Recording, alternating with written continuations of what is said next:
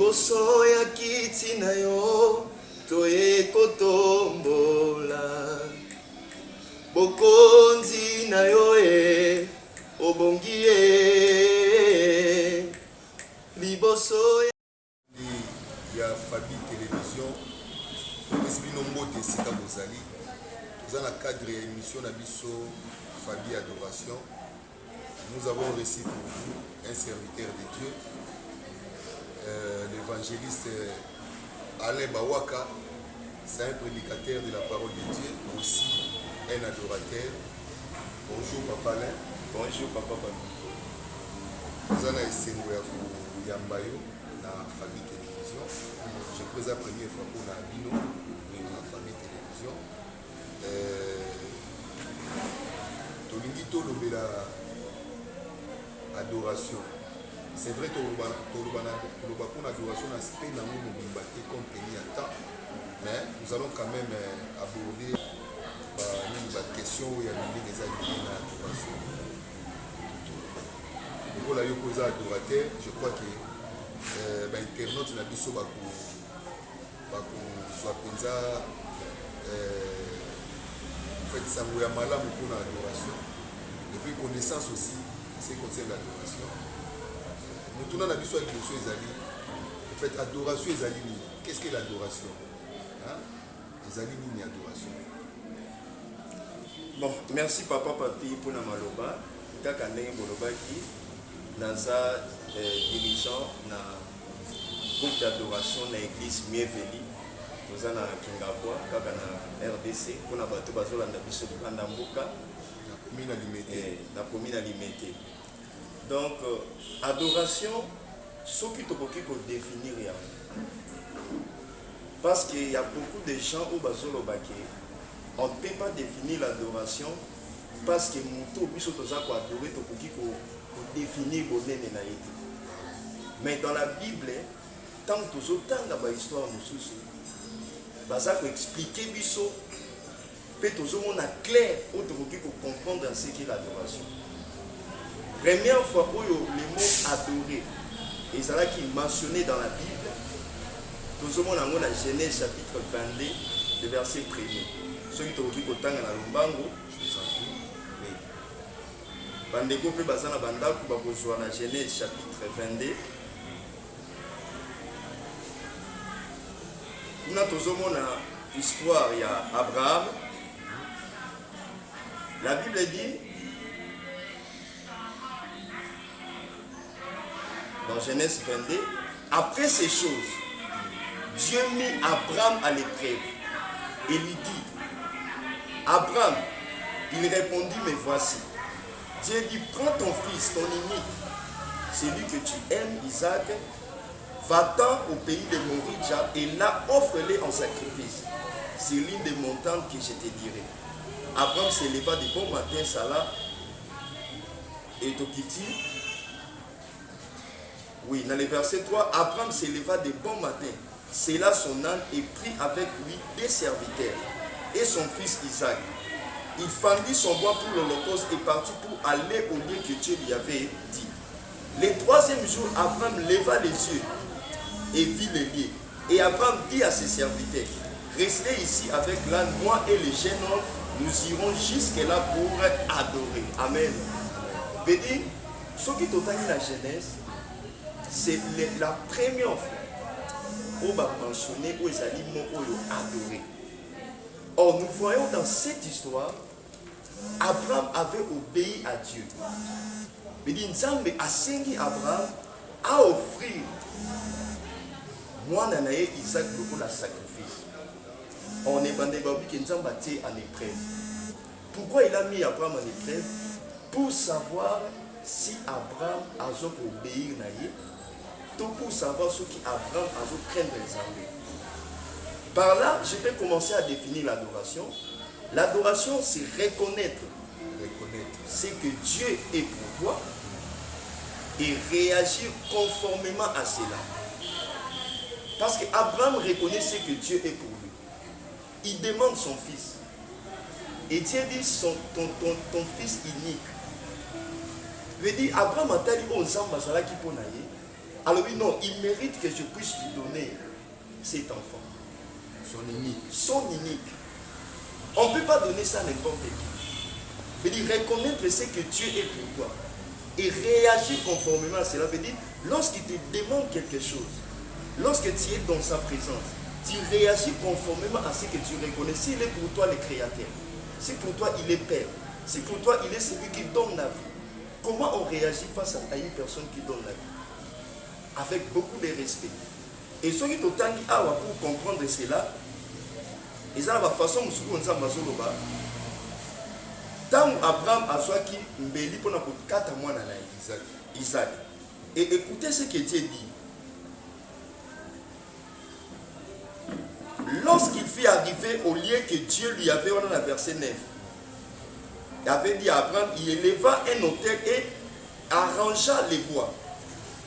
Il lia son fils Isaac et le mit sur l'autel par-dessus les bois.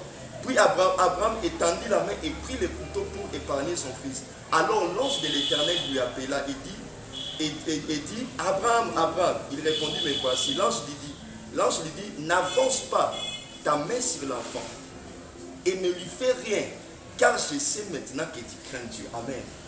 Or, il sait maintenant qu'il adore Dieu. Donc par rapport à ces 4-là, ça exprime la crainte de Dieu. Dans l'adoration, ça veut dire craindre Dieu. Parce que nous voyons dans Apocalypse, on n'a pas le temps pour lire beaucoup de versets. Dans Apocalypse chapitre 4, vers les derniers versets, Bible Zoloba, quand les 24 veillards sonnèrent de la trompette, les 4 êtres vivants sonnaient de la trompette, les 24 veillards se prosternèrent face contre terre.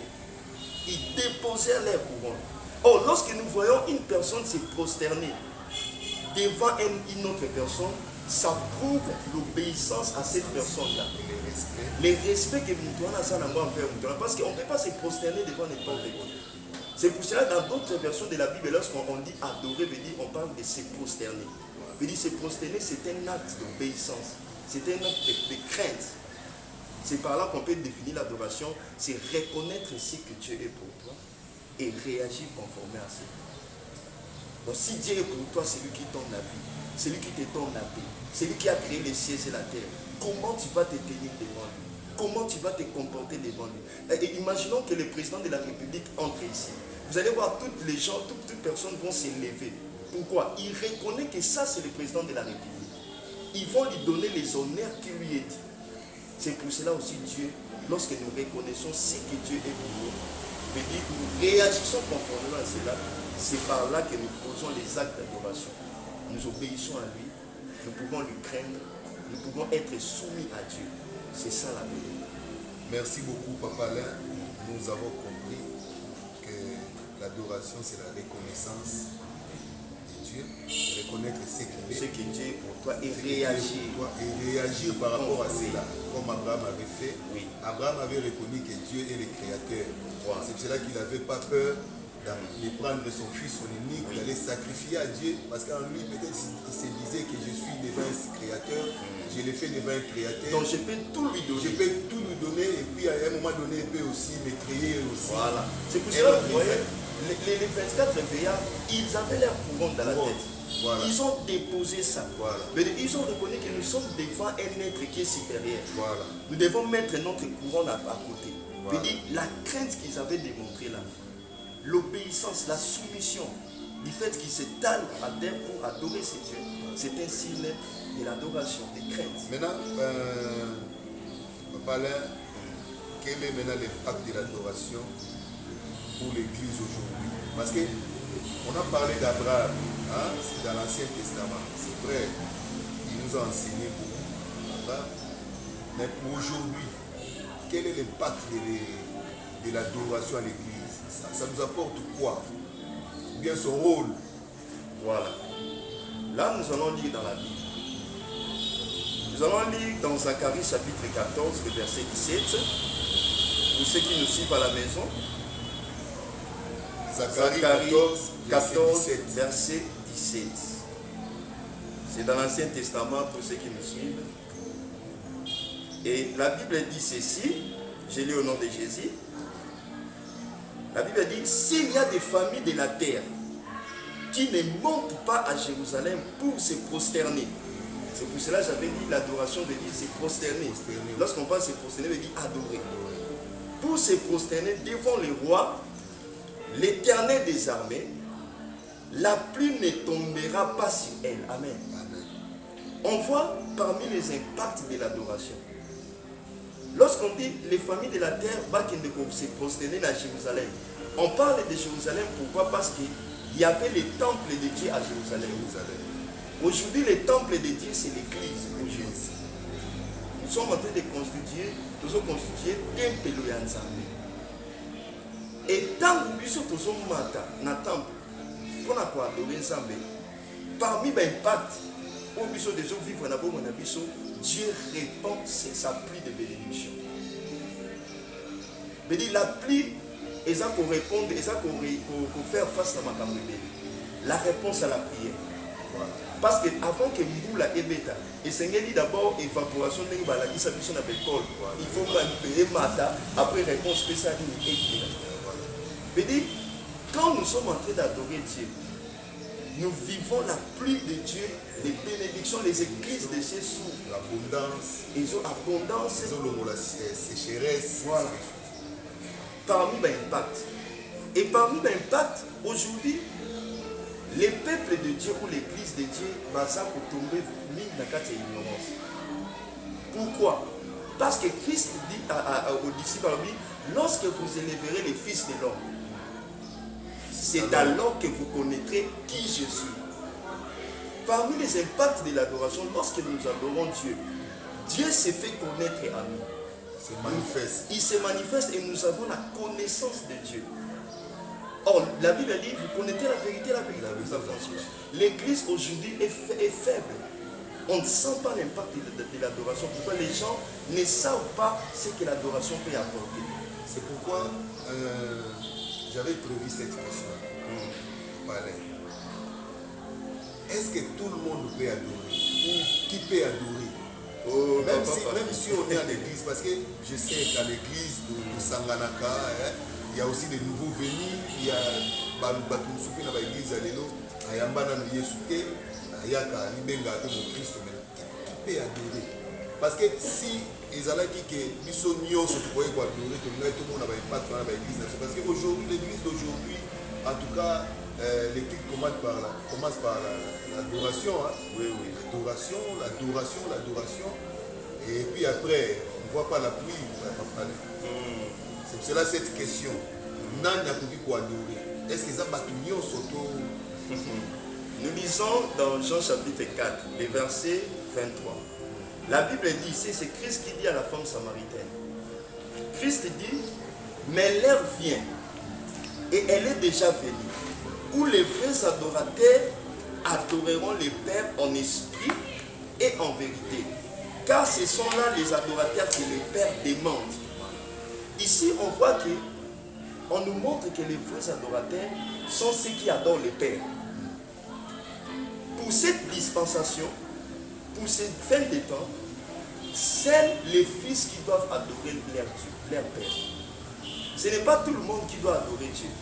Lorsqu'on parle de Père et de Fils, la Bible dit quoi? C'est lui, à tous ceux qui l'ont reçu, à ceux qui croient en son nom, il leur a donné le pouvoir de devenir enfant de Dieu. Mais pour adorer Dieu, tu dois être enfant de Dieu. Et tu dois être poussé par l'Esprit, parce que la Bible dit, ceux qui sont nés de l'Esprit sont fils de Dieu. Mais dit, l'adoration, seulement ceux qui sont fils de Dieu qui peuvent le faire. Pourquoi il y a beaucoup d'inconvénients, nous allons en voir. Il y a beaucoup d'inconvénients lorsque vous n'avez pas reçu Christ dans votre vie et que vous adorez Dieu. Parce qu'il y a beaucoup de choses qui peuvent venir après. Parce que Christ dit à la femme samaritaine, il dit, vous adorez ceux que vous ne connaissez pas. Il dit, les Samaritains étaient considérés comme un peuple païen. Un peuple qui ne connaissait pas Dieu. Or, si nous allons lire, les gens vont lire à la maison, dans 2 Rois chapitre 17 et le verset 24, Bible qui s'habille sur les Samaritains lorsqu'ils étaient arrivés à Jérusalem. Parce que les habitants à Samarie, les habitants Oyo, qui mélangent là-bas dans Israël, il y a beaucoup de peuples qui sont mélangés. Et il y avait un type de peuple qui ne connaissait pas les dieux du pays, les dieux d'Israël. Et babandé pour adorer Dieu la manière la bango. Et la Bible dit, Nzambe atindelaki bango ba lion pe ba dévoaki bango. Pourquoi ils ne savaient pas adorer Dieu? C'est pour cela c'est beaucoup de risques. Quelqu'un qui ne connaît pas Dieu, quelqu'un qui n'a pas reçu Christ dans sa vie, de dire qu'il peut adorer Dieu. C'est impossible. Parce que si tu n'adores pas Dieu selon ses principes, Dieu peut te frapper. Voilà. Vous avez parlé des fils de Dieu. Des fils de Dieu, oui. Là, on a bien compris. Vous avez parlé aussi de la manière d'adorer Dieu, puisque le Seigneur avait envoyé les lions. Oui. Hein? Pour les dévouer, parce qu'ils ne savaient pas adorer les dieux du pays. Ils étaient en train d'adorer Dieu, mais dans leur manière. Voilà. C'est pour cela qu'il y a aussi une question ici. Comment est-ce qu'on peut adorer Dieu? Est-ce que l'adoration se résume à des chansons, adoration pour s'exprimer c'est-à-dire douceur moko, pour exprimer douceur moko, parce que les logos aussi louange dans l'église au monde la musique à makasi, mais ceux qui parlent adoration au monde la musique qui est malembe. Est-ce que l'adoration est ça kaka musique qui est malembe ou on peut aussi adorer Dieu en fait comme Abraham aussi l'avait fait à sacrifier son fils? L'adoration et son matana dans c'est quand ça monte la considération là où ça n'envoie pas ensemble et matina c'est alors qu'il faut s'exprimer dans le ligne. Mais on ne peut pas dire que l'adoration tant que tu vas dire oh alléluia amen, non, ça c'est pas l'adoration. Les bâtiments me suis battu louange il faut tout ça l'eau il y a kasa ça c'est louer Dieu. Non, adorer ça part du cœur, ce n'est pas un rythme. Parce que nous voyons Abraham. Abraham n'a pas chanté. Abraham n'a pas dansé. Mais adorer Dieu pour Abraham, c'était offrir à Dieu le sacrifice qui est son fils, qui est Dieu, le meilleur. La meilleure des choses qu'il avait. C'est ça. Donc l'adoration s'exprime dans plus. Tu peux aussi faire des cantiques un peu forts. Tu peux adorer Dieu. Tu peux adorer Benjambe. Mais tout ça, ce n'est pas important. Ça part d'abord du cœur. De la considération que tu as pour Dieu. De l'obéissance. Parce que Abraham, c'est alors que je connais que tu me crains. Que tu m'obéis. Or, adorer Dieu, c'est obéir à Dieu, c'est craindre Dieu. Parce que au qui est limité à l'adoration, on a se manifester. On a outil auto adorer la grande ensemble. Abraham a invité, Abraham a été instrumenté, mais il a adoré Dieu. Donc, il y a pété, adoration. Adoration est ça, où il y a exprimer face à la considération aux gens qui pensent. C'est qui peut se reposer au bina. Et oui, on peut se poser au Lobanuka Maloba, au Lalatana Mabele, au Lobamaloba Moko ya Kimia. Tout ça, ça fait exprimer ton adoration. Donc, c'est un peu ça. En tout cas, merci beaucoup, Papa Alain. Vous allez éclairer mon côté. C'est vrai, il y a beaucoup de questions, mais comme il y a temps, on ne peut pas. En tout cas, Papa Alain, tout ça édifié. Je crois qu'il va abonner à Bissot Waza édifié. Il y a un toujours rappelé Bango pour s'abonner massivement. Pour faire abonner, pour bénéficier de l'enseignement aux Kawa. Ça, c'est la première partie. C'est la première partie. Il y aura d'autres parties. Et ceux qui, Papa Alain, l'évangéliste, sera dispo. Tout ça, ceux qui pas à disposer, bien, dans le cadre, il y a Bakisana, pour tout le monde, dans le cadre de Bakisana, pour vous appeler la salle de Nzambe Moussou, pour vous appeler la adoration et la profondeur. Maintenant, Papa Alain, Bino, yo ozali, en fait, la Bosana pour présenter au pays dans ce sens-là, yo moko salaki yango merci beaucoup. Ozali dirigeant, leader, président, il y a groupe, il y a adoration, il y a église de est-ce qu'il arrive à rappeler que vous allez solliciter dans l'église? Oui, et arrive à quand bande de Koumoussous, va bénir Bisso, qui pour agrémenter soirée accompagner aussi dans l'adoration. Tout ça, là, souvent, c'est une invitation. Et donc, tout ça, ouvert dans l'église, même si tout ça, là, les groupes et l'église, mais si on nous invite aussi dans le programme aussi, parce que les vrais adorateurs adoreront les pères en esprit. Alors, la femme dit, tant que tu dans Jean chapitre 4, alors il nous que les lieux où il faut adorer Dieu, c'est seulement à Jérusalem. Mais Christ a dit que non, ce n'est ni à Jérusalem, mais partout. Nous sommes là comme les vrais adorateurs. Partout où on peut nous inviter, on peut aller. S'ils adorent le même Dieu que nous pouvons aussi adorer le Dieu en esprit. Non, mais ça, c'est d'ailleurs une question qui est adoration et ça dans l'église ou nous avons ça en groupe dans la ou nous avons ça partout ailleurs. Parce que les gens ils ont la religion mususu, ils ont la religion mususu. Tout le monde a tant mususu qui nous a kubumba melanzambe na ndaku na ye. Bon, ils se disent que non, ça se passe pas comme ça. Bassambe la grande l'église, dans l'église qu'on peut élever la voix, ainsi de suite. Adoration et salama vraiment wapi. Bon, et puis on a pu expliquer moi et l'autre la Bible dit l'heure vient, elle est déjà là où les vrais adorateurs adoreront le Père en esprit et aussi en vérité. Comment est-ce qu'on peut adorer le Seigneur en esprit? Et puis, lorsqu'on parle de la vérité, il s'agit de quelle vérité? Voilà. Tobandina, on a ici qu'il y a quoi adorer. Bon, premièrement, il n'y a pas d'endroit où tu peux adorer le Seigneur.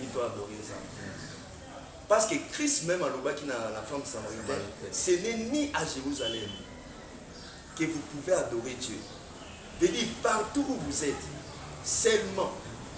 Parce que les gens vont revenir ici. On peut adorer Dieu même à la maison. C'est pour cela que beaucoup des enfants de Dieu sont développés vie, intimité, adoration dans Zambété. Parce qu'ils veulent adorer Dieu seulement à l'église. Or, l'adoration, c'est toute une vie. On n'a pas tout le temps à adorer Dieu à l'église. Voilà. On n'a pas tout ce temps-là. On peut venir à l'église 1h30, on rentre à la maison. Mais en étant là, on peut même adorer Dieu au travail. Au travail, la Bible dit, offrez vos corps comme un sacrifice saint et agréable à Dieu. C'est alors que ça sera un culte raisonnable. Mais l'adoration peut se faire partout, même dans le travail. Ta façon de servir, ta façon de faire les choses, ta façon que tu reconnais Dieu dans tout ce que tu fais. C'est ça, adorer Dieu. Donc l'adoration peut se faire partout. Ça peut se faire partout. Ici, quand nous sommes, il Seigneur dit que la attitude, du fait que tu reconnais Dieu, tu reconnais tes âmes. Dans ma camion, tu es à niveau à l'ipolo. Tu es en train d'adorer Dieu. Maintenant, lorsqu'on adore Dieu, bon, ça c'est mon avis. Tant que tu as Gumba Melanzambe kaka na l'église, tu as Gumba Melanzambe donc tu as l'accès Lumini Bali, tu as l'accès à l'église, tu as battu Soussou, tu as battu Soussou. Ça c'est l'hypocrisie. Donc un vrai adorateur, et c'est qu'il y a adoré Nzambe ne papa là. Donc partout. Ici quand nous sommes. Donc il faut savoir oui que osa ça mais comme chose à devant ça. Oui, comme chose au service ça. Il faut pas y identité na yo. Identité na yo ko bomba yango te. Il faut pas y ba que oyo aza mon Christ. Oyo aza mon Christ. Lokola ba ndeko na biso ba musulman to mona bango. Bango ba dora Nzambe na bango plusieurs fois par jour.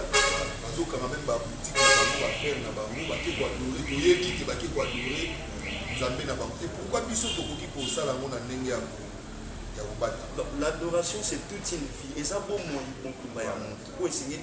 parce que dans l'eau là on a tout qui n'est pas adorer Nzambe donc ils ont déjà vu aussi il tout mais ça na yango ici quand nyonso muto azo sala adorer Nzambe tango azo sala musala ne bien parce que ceux qui ozo servir na musala na yo ozo yiba ozo sala ba trafic ya mabe ozo ko adorer Nzambe te veut dire obéir à Dieu partout craindre Dieu partout.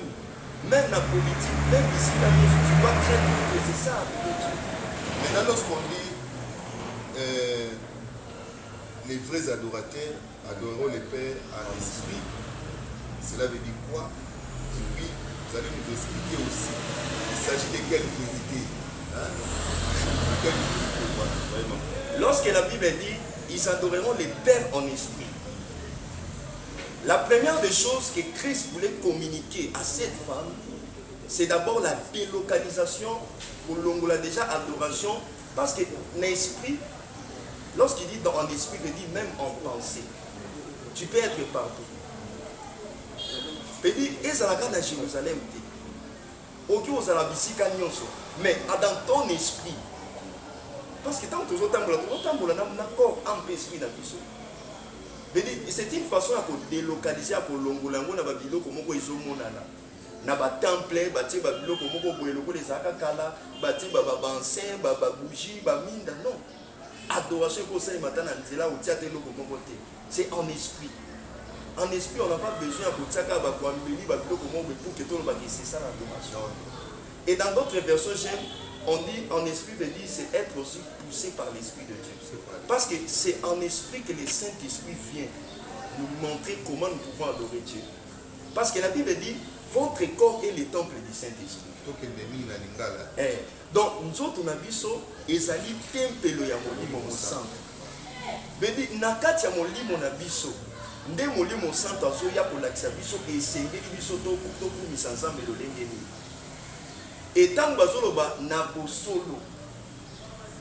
Or, Bible zolobani, si le Fils vous a franchi, vous êtes réellement libre.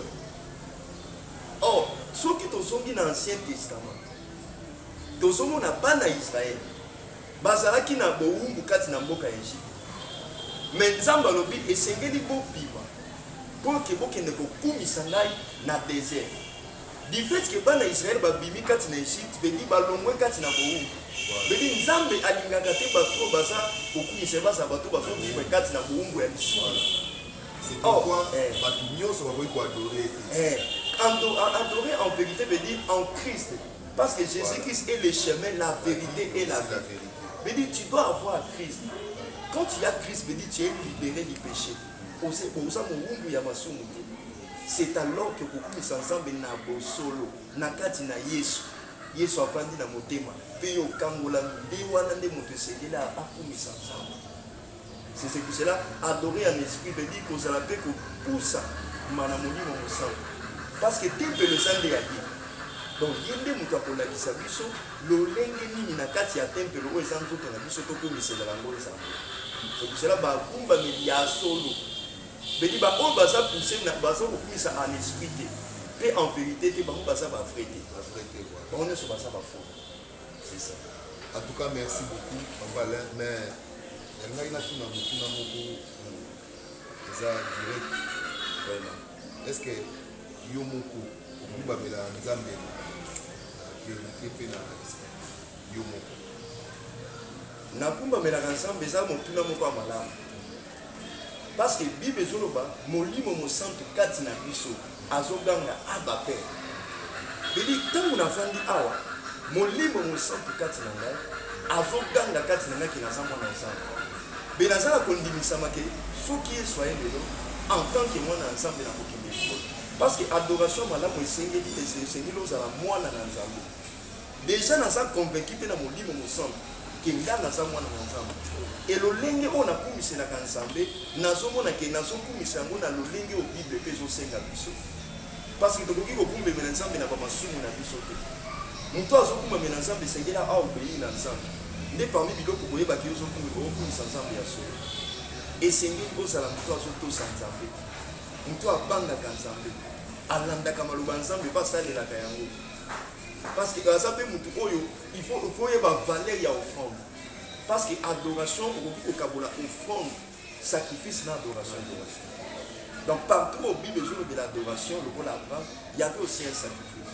Donc biloko wana na yebi yango na bomo na ngai et je suis sûr et certain à travers la parole de Dieu naza ko se mettre en lui que non j'ai fait aussi partie des frères adorateurs. Bandeko balandi to tondi bino botondi to yebi ke boza skuti bozolanda biso to rappeler bino lisusu bo s'abonner massivement en tout cas bo s'abonner puisque au moni makambo malamu ba bomba ngo mpona yo moko même dans l'église baloba na biso yango soki c'est-à-dire ba disciple ya solo hein? Lorsque le Seigneur Jésus-Christ avait dit allez-y faire de toutes les nations les disciples azaki sur na baye koli na ye na oyo bayoka ke pa na ye bakende kosala nango ba disciple mosusu yo pe ozo yoka awa invité pe bato mosusu s'abonner comme ça biso nyonso na expérience wana ya adoration comme ça et quoi kobongisa lisusu et embellir lisusu relation ya mutu na mutu na nzambe na ye. En tout cas merci beaucoup. Je sais que pour s'abonner lisusu ebele ici quand surtout bozali et papa là nalingaki na pesa yo moi c'est vrai. On avait prévu à ce que tous en a synthétisé awa na Tokobetango, mais sauf qu'il s'est s'excuser parce que mais prochainement ndenge to salagana les frères Bonianga zagana synthé prochainement to sala yango bongo mais n'empêche à ce que les frères puissent akwa ko yemba ta cantique moko ya adoration OK et quoi pour ça sur malam parce que c'est un adorateur. Donc papa allez à vous faut beaucoup koyemba moi morceau moko ya adoration et puis te promettre pe ba internaute na biso to luka ba image hein to luka ba image qui na régie na biso puisque to kobitoza na ba image ya groupe Mieveli oyo papa Lazare responsable on voit quelques images to balancer les bino yango en attendant yemba mo moke ndenge kuna ko confirmer pe na bato ba yebi ete que c'est un chantre. OK, le lenge papa papi asengi biso adorateur azam toi azaka bisika nyonso koki kokumisa nzambe. Yango so kipede to sana plateau to sana esika oyo. Yango na sepeli pe kokumisa nzambe na nzela ya loyembo oyo. O liboso ya kiti na yo toye kotombola bokonzi na yo obongi liboso ya kiti na yo toye kotombola o bokonzi na yo obongi yaya fanda na yo o zuwa lokumu yawe fanda na yo obongi o umela umela papa umela papa umela na kiti na yo umela papa oh yaya fanda na yo zuwa loku mokonzi fanda na yo oh obongi oh yaya fanda na yo yawe zuwa loku mokonzi fanda na yo yawe obongi. En tout cas, merci beaucoup papa Alain. To pamboli nzambe pona bino.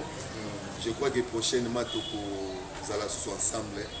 Yo mo moni to ke penza la profondeur penza te parce que c'est la première émission concernant l'adoration avec vous et prochainement to kende na moi profondeur et synthétiser vos alawana et vos bien makasi.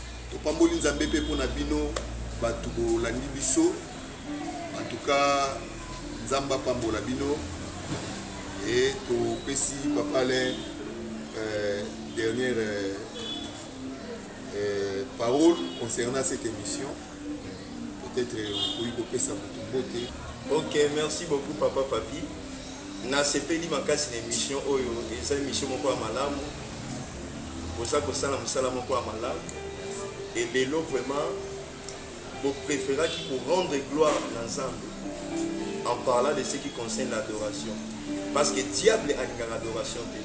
Donc ici quand nous sommes l'ensemble, il y a ça la ma passe.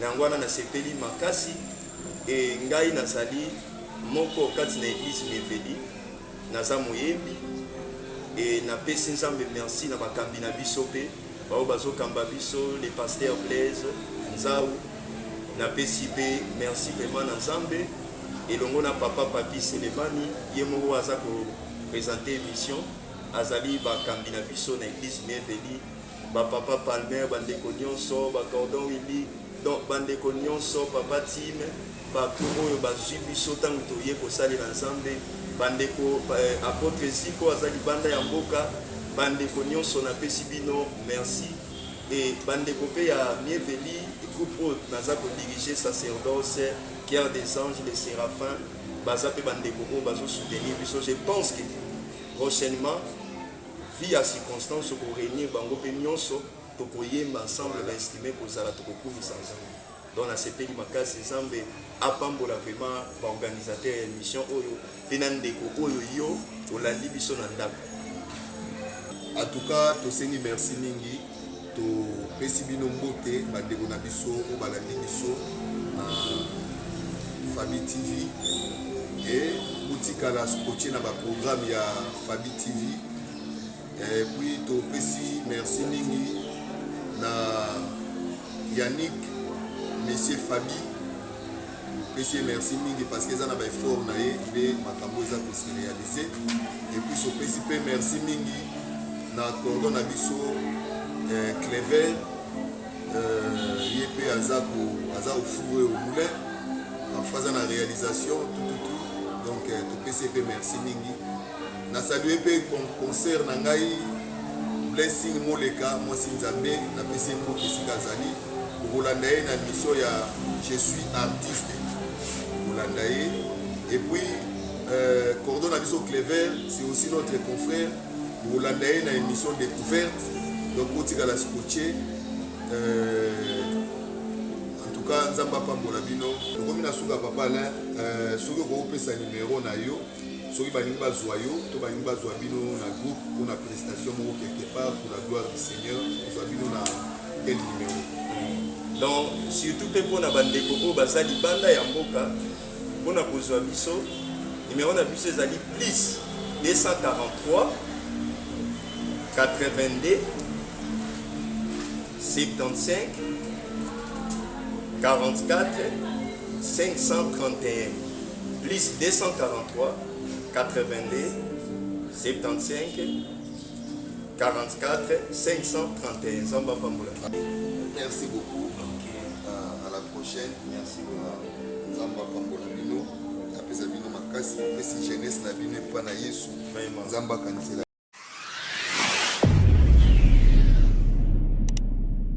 Bande kwe diaspora pe ya RDC na bisabino sango kitoko ezali Fabi Metal. Fabi Metal ezali une entreprise de construction métallique, c'est-à-dire quoi? O etali kotonga ba bateau spécialité na bango, kotonga ba barge etali bango, kotonga ba linière métallique eza na Fabi Metal. Oza na besoin oso ba porte métallique aluminium banda kuna yo esala ronye na alcarbone tunangani ni kaka Fabi Metal spécialiste nango ingénieur Yannick de Fabi Metal et pas naie iratakate abetarango dada et puis confiance kitoko wapi maison Fabi Metal bazali pe spécialisé na kotonga ba pompe essence tunangani ndekula ngai na bisa yo Fabi Metal à l'équipe bango nyoso tout en République démocratique du Congo. Fabi Metal ezomi na route poids lourd na port de Kolo au Koti au komona bureau mobimba pour tout contact bengai na 085